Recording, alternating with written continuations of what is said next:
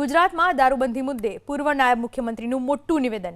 ગુજરાતની સલામતી સામાજિક સમરસતા માટે દારૂબંધી છે। દારૂબંધી હટાવવામાં આવે તો સરકારને કરોડોની આવક થાય। ગુજરાત સરકારે ક્યારેય આવક સામે નથી જોયું। ગુજરાતમાં દારૂબંધીના કારણે કાયદો અને વ્યવસ્થાની સ્થિતિ સારી છે। મોટાભાગના ગુજરાતીઓ દારૂબંધીના સમર્થનમાં છે। ગુજરાતમાં દારૂબંધીની પ્રેરણા લઈ બિહારમાં લાગુ કરાય દારૂબંધી તેવી વાત કરી પૂર્વ નાયબ મુખ્યમંત્રી નીતિન પટેલે।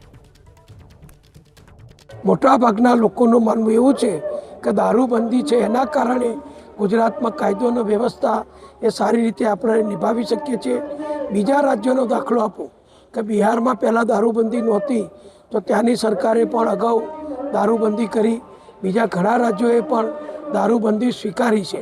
એટલે દારૂબંધી જતી કરવાથી છૂટ આપવાથી ફક્ત સરકારના આવક થાય છે। હું નાણામંત્રી વર્ષો સુધી રહ્યો છું।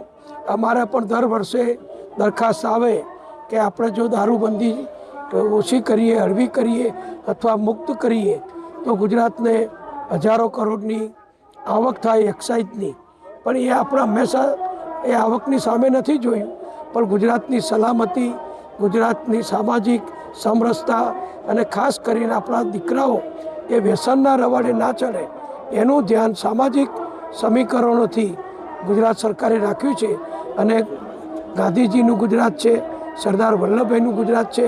એટલે આપણે બધાએ માનીએ છીએ કે ગુજરાતમાં દારૂબંધી ચાલુ રહેવી જોઈએ।